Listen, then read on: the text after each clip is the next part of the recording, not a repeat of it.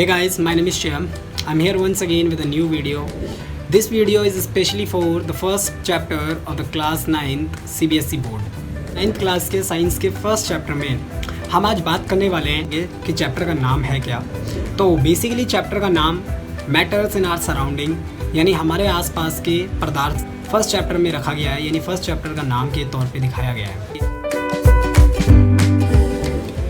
तो सबसे पहले हम बात करते हैं इस चैप्टर के नाम से ही शुरुआत करते हैं कि सबसे पहले मैटर होता क्या है, यानी मैटर को हिंदी में वैसे पदार्थ कहते हैं और पदार्थ या मैटर होती क्या है। यानी प्रत्येक वो चीज़ जिसका द्रव्यमान यानी भार होता है, मास होता है और वो कुछ चीज़ ऑक्यूपाई यानी स्पेस ऑक्यूपाई करती है, यानी वो स्पेस यानी जगह को घेरती है। हर एक वो चीज़ हमारी क्या कहलाती है, पदार्थ कहलाती है।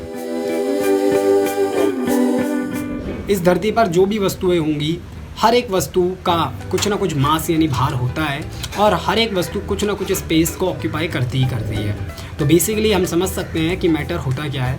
और सबसे बड़ी बात, जितने भी मैटर्स होते हैं वो छोटे छोटे टाइनी पार्टिकल से डेवलप होते हैं, यानी छोटे छोटे कणों से मिलकर ही किसी पदार्थ का विकास होता है या उस चीज़ पदार्थ को बनाया जाता है। सबसे बड़ी बात आती है कि मैटर्स कितने प्रकार के होते हैं। तो 9th क्लास के बेसिस पर मैटर्स 3 प्रकार को बताया गया है यहाँ पर। पहला जो मैटर का टाइप होता है वो सॉलिड फॉर्म होती है।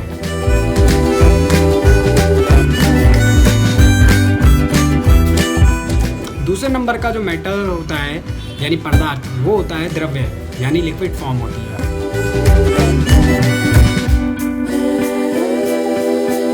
तीसरा प्रकार जो होता है मैटर्स का गैसियस फॉर्म होती है।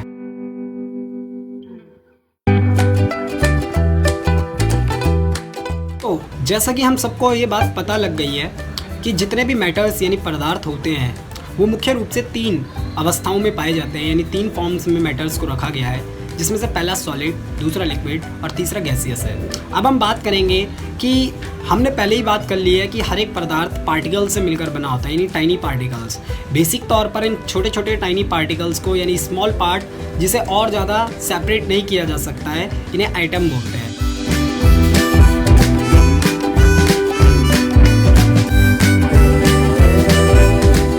हर एक वस्तु जो भी पदार्थ बनती है या पदार्थ कहलाती है, चाहे वो लिक्विड फॉर्म है, सॉलिड फॉर्म है या गैसियस फॉर्म है, हर एक वस्तु पार्टिकल से मिलकर बनी होती है। तो इनके पार्टिकल्स का जो डिस्टेंस होता है वो कितना क्लोज होता है। अब हम एक एक करके ये बात समझते हैं कि स्टेट्स ऑफ मैटर्स यानी पदार्थों की अवस्था और उनकी अवस्थाएं होती है,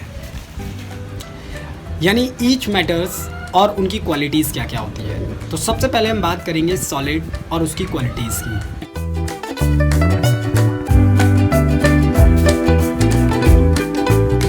तो बेसिक तौर पर आप इन बातों को लिख भी सकते हैं, जिसमें से सबसे पहले आता है कि सॉलिड मैटर्स वो होते हैं जो कि अपनी अवस्था में एक बार शेप में आने के बाद ये दोबारा अपनी शेप को चेंज नहीं कर पाते हैं। दूसरी बात, ये ठोस पदार्थ होते हैं। तीसरी बात, ये कुछ स्पेस कवर करते हैं और इसके जो पार्टिकल्स होते हैं वो एक दूसरे के काफ़ी क्लोज होते हैं। अब मैटर की बात में हम दूसरे टाइप्स ऑफ मैटर यानी स्टेट ऑफ मैटर की बात करते हैं, जिसमें आता है लिक्विड फॉर्म। लिक्विड फॉर्म के मैटर्स की सबसे पहली क्वालिटी जो होती है वो यह होती है कि लिक्विड मैटर्स की कोई भी निश्चित डेफिनेट बाउंड्रीज नहीं होती है, इनकी कोई डेफिनेट शेप भी नहीं होती है। इसी के साथ साथ ये जो मैटर्स होते हैं यानी लिक्विड फॉर्म्स के जो मैटर्स होते हैं ये बेसिक तौर पर किसी भी शेप में ढाले जा सकते हैं। तीसरी क्वालिटी, लिक्विड फॉर्म का जो मैटर्स होते हैं ये बेसिक तौर पर फ्लूइडिक नेचर के होते हैं, यानी बहाव के तौर पर ये अपने आप को अपनी शेप को कन्वर्ट करते हैं। और चौथी क्वालिटी जो लिक्विड फॉर्म मैटर्स की होती है वो यह होती है कि इनकी डेफिनेट वॉल्यूम होता है, यानी निश्चित घनत्व होता है।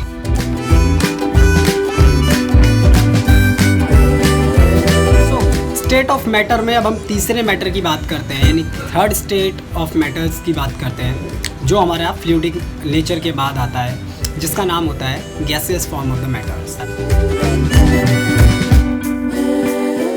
सबसे पहले गैसियस फॉर्म ऑफ मैटर्स की सबसे पहली क्वालिटी जो होती है वो यह होती है कि ये डेफिनेट शेप के नहीं होते हैं। जैसे कि लिक्विड फॉर्म वाले मैटर्स होते हैं। दूसरी क्वालिटी, इनकी डेफिनेट वॉल्यूम भी नहीं होता इन मैटर्स का, सेम जो कि लिक्विड नेचर्स के मैटर्स में पाया जाता है। तीसरी क्वालिटी, जो गैसियस फॉर्म ऑफ नेचर के मैटर्स कहलाते हैं, ये बेसिक तौर पर फ्लूइडिटी इनके अंदर पाई जाती है, यानी बहाव क्षमता इनके अंदर होती है। इस प्रकार के जो पदार्थ होते हैं उनका कोई निश्चित वॉल्यूम भी नहीं होता है।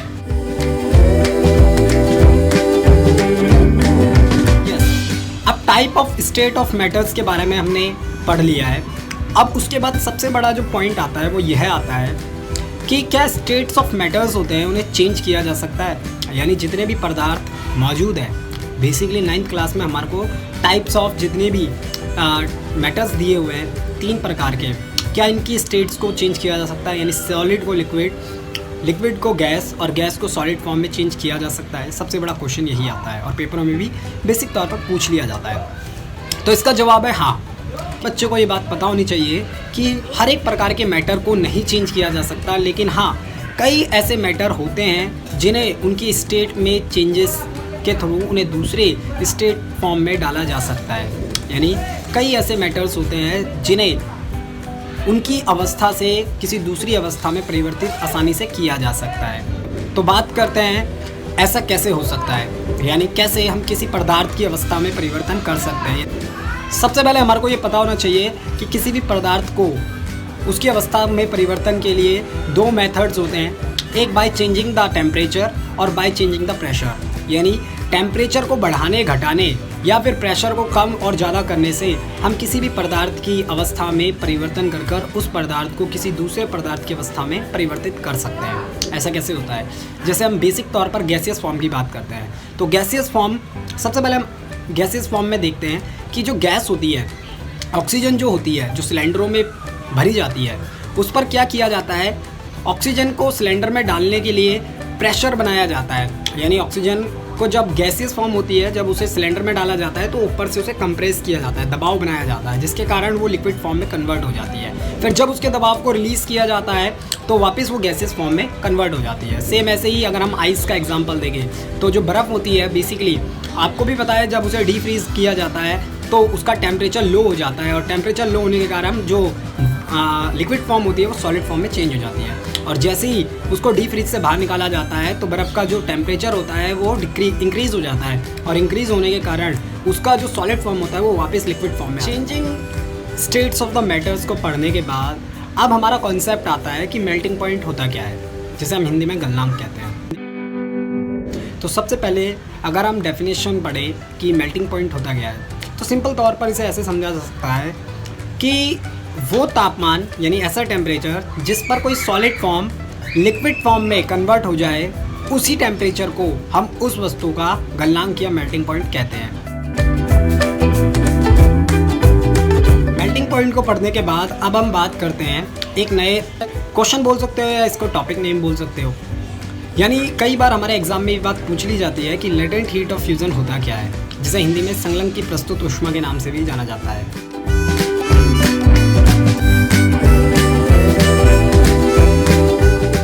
तो बेसिक तौर पर जब ये पेपरों में पूछ लिया जाए तो इसका बहुत सिंपल सा आंसर होता है कि लेटेंट हीट ऑफ फ्यूज़न का मतलब और कुछ नहीं, 1 किलो सॉलिड को, यानी 1 किलो ठोस पदार्थ को लिक्विड फॉर्म में कन्वर्ट करने के लिए जितनी हीट रिक्वायर होती है, उसी फॉर्म को, उसी हीट की फॉर्म को या उतनी रिक्वायर्ड हीट को ही हम लेटेंट हीट ऑफ फ्यूज़न के नाम से जानते हैं। सो लेटेंट हीट ऑफ फ्यूज़न के बाद अब हम बात करते हैं कि बॉइलिंग पॉइंट होता क्या है। बॉइलिंग पॉइंट को हिंदी में बेसिक तौर पर क्वथनांक कहते हैं।